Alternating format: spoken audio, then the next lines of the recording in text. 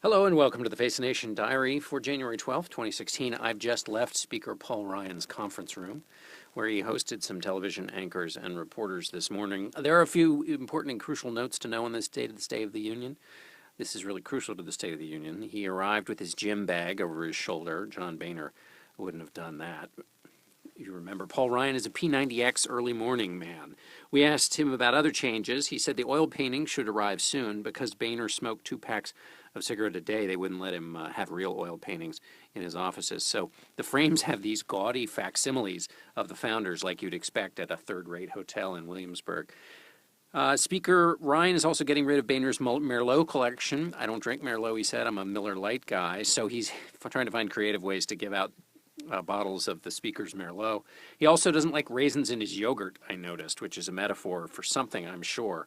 We'll have to keep that in the back pocket until the right moment arrives. Ryan was describing the process of getting rid of all the cigarette smoke, and he said there was some machine they brought in that he described with a certain sense of childlike wonder that removes all the oxygen from the air, and that's a metaphor that is too delicious to pass up, because fighting for oxygen is part of his new job. It's part of his task. He's trying to put forward a Republican agenda, as we talked about on Face the Nation on Sunday, but he's got a presidential candidate who's likely to suck the oxygen out of the room. Any presidential candidate nominee for the Republican Party would, but Donald Trump, of course, is the optimum oxygen remover.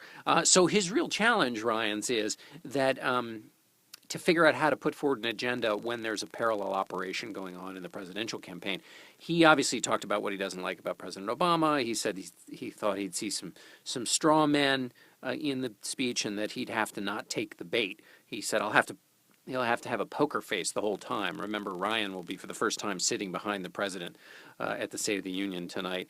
But his real task will be getting the House to put through real alternatives on taxes, on health care, defense, specific things that they believe, because he argues that without a real alternative, the general election is just a popularity contest, and he thinks Democrats win when they're popularity contests. He also thinks there's a practical reason to put forward ideas. That's because he argues that Republicans need a mandate to actually do something. They want to earn their victory, he said.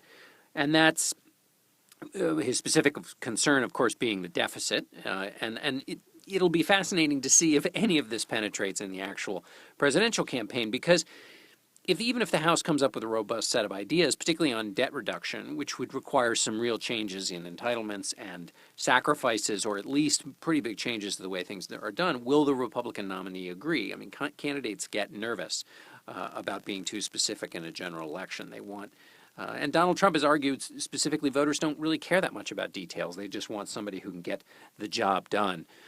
Ryan, a lot of us tried to get Ryan to weigh in on Trump, and he wouldn't do it. He just said that the Republican Party has a big tent, and he wouldn't talk about it. But then when somebody interjected later and said that Trump wanted to forcibly evict the 11 million or so undocumented workers, he just said, ugh, which was a nonverbal indication of his view. But I'm kind of forgetting myself because this is the president's big day, his last State of the Union. So it's one of the big firsts of the lasts he'll have in his last year. I'm not a big fan of the State of the Union. I love pomp. I love circumstance. I love the circumstance that gives rise to pomp. But the State of the Union is covered like a news event when it's really a kind of more of a happening. And presidents are so straitjacketed by the form, they never do anything interesting, and they're not risk takers enough to break the form. Now, if Lin-Manuel Miranda of Hamilton could take the form, then we'd see a new kind of State of the Union.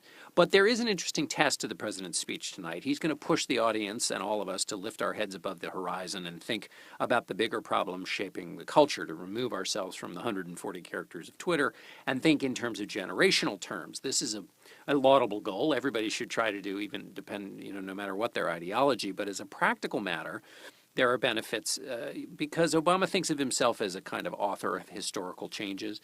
He's not trying to win the news cycle. He's trying to ameliorate the big challenges, the big shifts that are happening in the economic and in global systems. So you think of the big shifts there, the domestic economy, the rise of globalization and automation. You think of the global challenges between the rise of China, a resurgent Russia, and then, of course, Islamic terrorism.